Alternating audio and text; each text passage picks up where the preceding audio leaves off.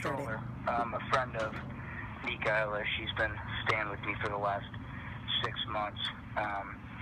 And she's been kind of recuperating over here.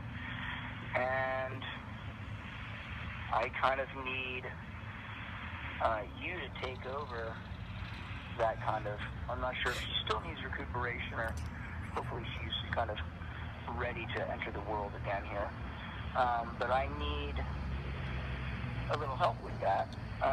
So if you could give me a call so we can arrange that'd be wonderful. My phone number, you called it the other night, 707, name is Stroller, and I hope to talk to you, if not tonight. I usually go to sleep around 10, then tomorrow sometime. All right, thank you very much for your time and helping me out with this situation with your sister. Okay, you guys, blessings. Hi, nice to see everyone again. I wanted to play that just to kind of give you guys an idea of what it is I wanted to talk to everyone about today. And it's not a easy or a sensitive subject, especially talking about family or really I started thinking why I had hiccups and even maybe addressing stuff like this. But I wanted to think of the importance of really what it is I'm about to address, and probably because so many people, hi Fishy, so many people are probably experiencing the same. Sometimes, at least for myself, I think that this aspect of my life I was a little bit more embarrassed about because, you know, things coming from your family, it kind of represents your tribe, or at least the way that I was raised. I think, you know, just based on my sister's emotional well-being, for years I carried that personally, or felt like it had something to do with me. And basically what I wanted to talk about today was just that I got this call from a stranger, really nice guy, as you guys can hear. And I'm gonna speed up the story and get to the crux of what it is I even wanted to share, which really is just freeing yourself from emotional guilt, not allowing yourself to feel as though it's your personal responsibility to take care of anybody's life force.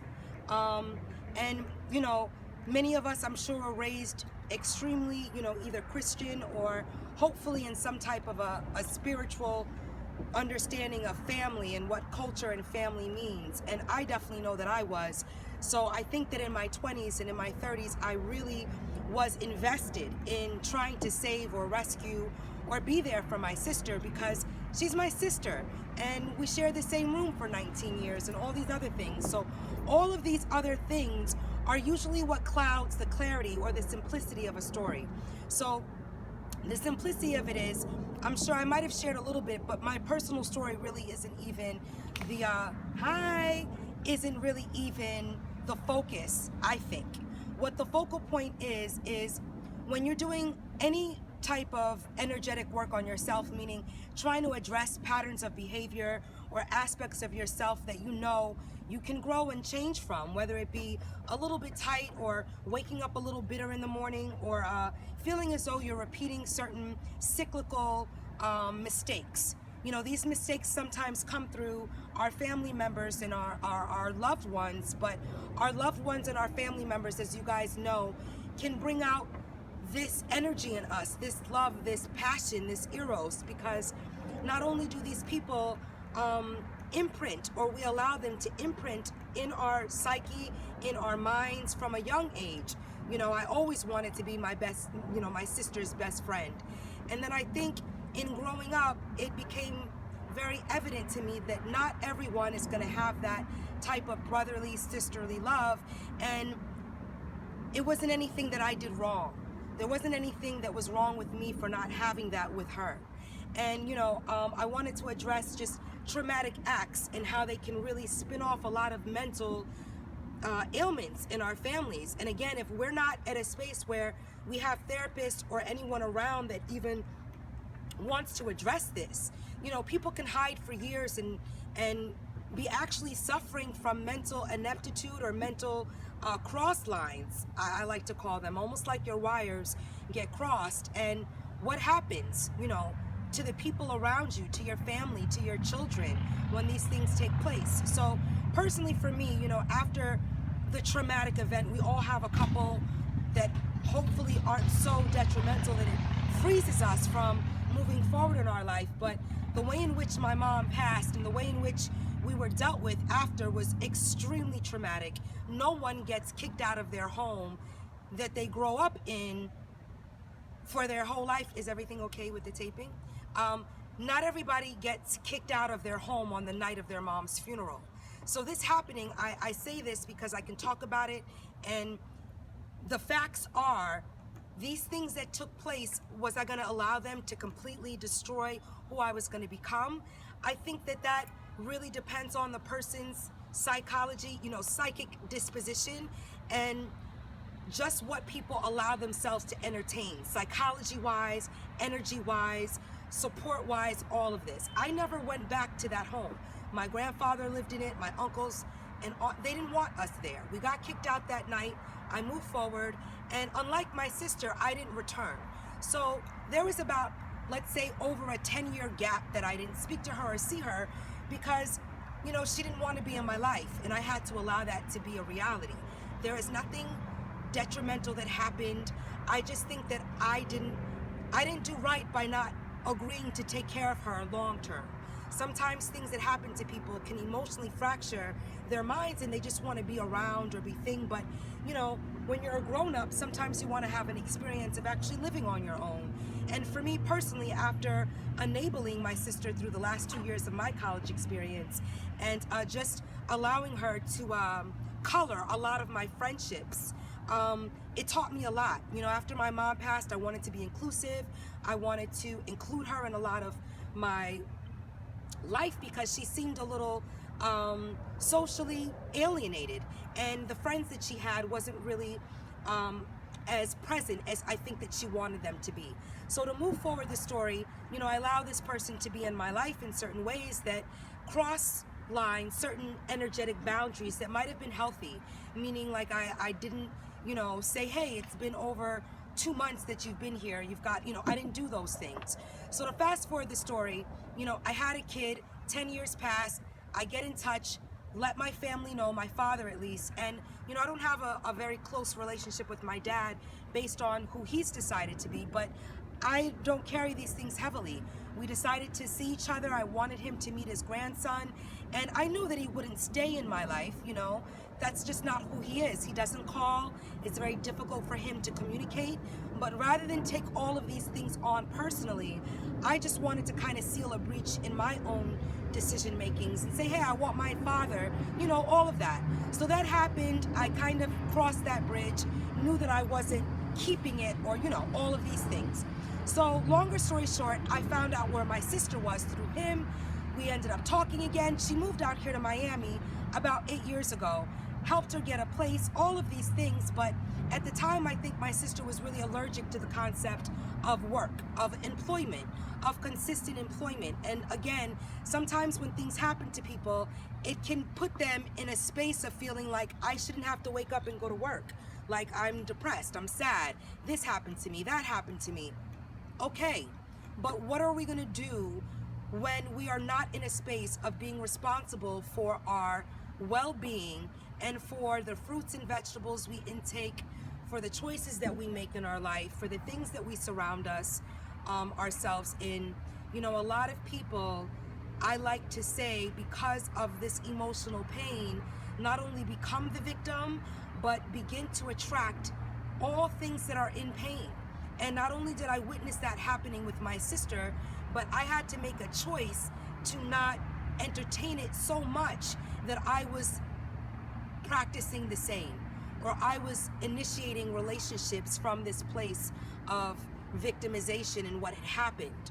So what I witnessed is, a lot of the relationships that my sister, met through me, those friendships became strained because my friends felt a way about, I guess, certain positions she might have put them in and how she just dealt with stuff. It was really difficult to watch. So not only did we not recommend therapy, but, everything that I could possibly do. And at the end of the day, I realized that in studying astrology and in being aware of certain things, it allowed me to free up from taking things personally. So again, yes, this is my sister, we're blood related.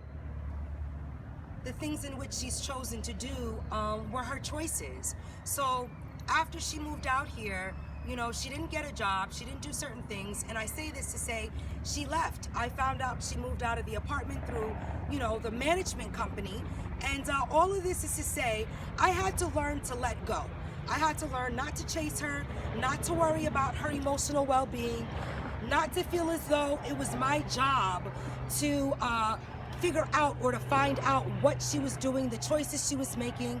And that was difficult because, again, these are imprints or relationships that you hope to work. And I think for years, I really not only invested in her potential, but this became something that was habitual of mine, just enabling. So I say all this to say, I haven't spoken to my sister in 7 years.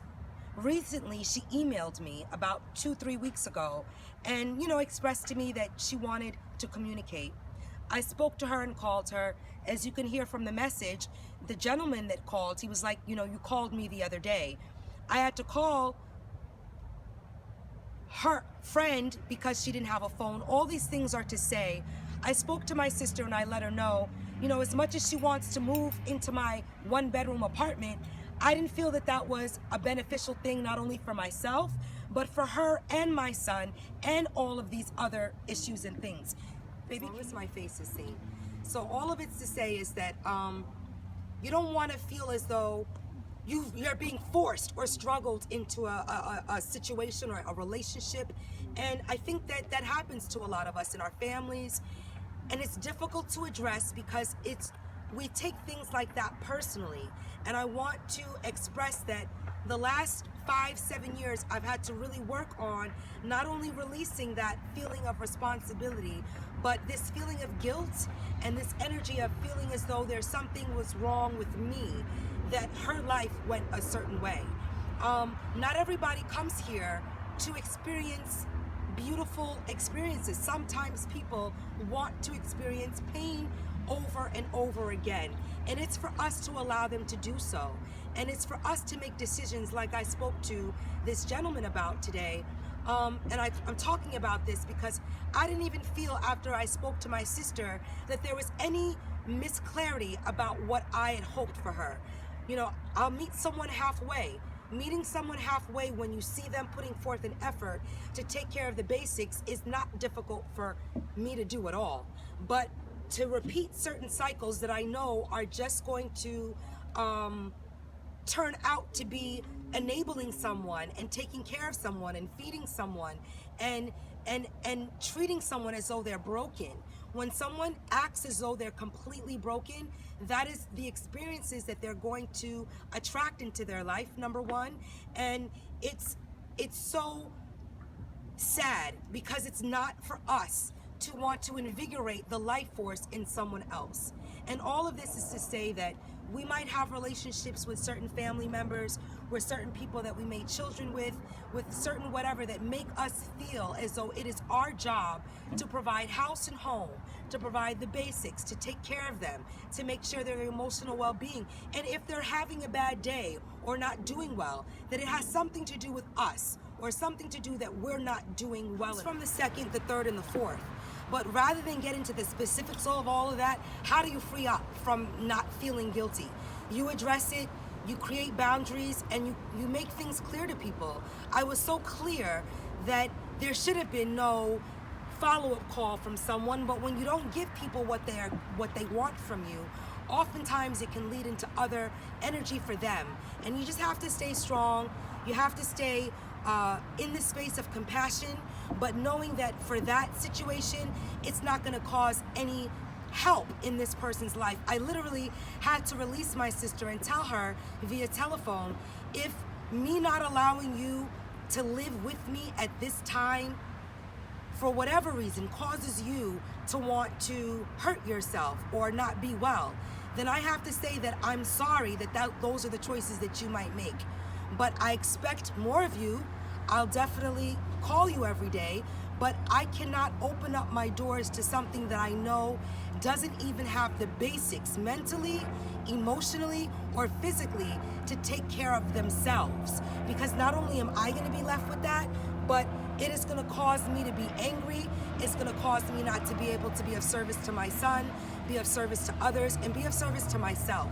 And this is called healthy selfishness. Some of us that are givers need to practice healthy selfishness, which means sticking to the boundaries we set for ourselves and for our loved ones, for our children and for our families. Because to have something that is in such a space that feels as though it has been handicapped or hurt based on a traumatic event is not something that I have to carry the bag or be emotionally responsible for. So not only did I get on the same page with the gentleman that has been taking care of this energy, but I've met so many people through the years that have met my sister and that have done so. And not only do I not want to thank them, but I want to apologize, because you have to know what it is you're attracting into your life. Like I told this gentleman, it is not my fault that he allowed someone to not only feed, but to not figure out how to initiate that energy for themselves. So we can find out an exit strategy that might be best for her, but it's not to pass the ball of an adult's life or anybody's life for you to feel as though you have to pick that ball up. You don't have to pick up any ball that you have not physically placed in your court. And don't feel as though you are doing something wrong by keeping that boundary set. Sometimes harsh love can be extremely cathartic for those that don't know how to experience anything else other than that victimization. And I have to free up, and we as a community have to free up from enabling those that are mentally not well. Not only did I take those steps to check to make sure after my mom passed that I wasn't suffering from certain mental ailments, but everyone should, because trauma is not, I can't base what happened to me like it's worse or it's better, or everybody goes through things at a different rate, and it does hurt. But we got to figure out how to transmute this pain so that we don't become victims of our experiences. Much love. Peace.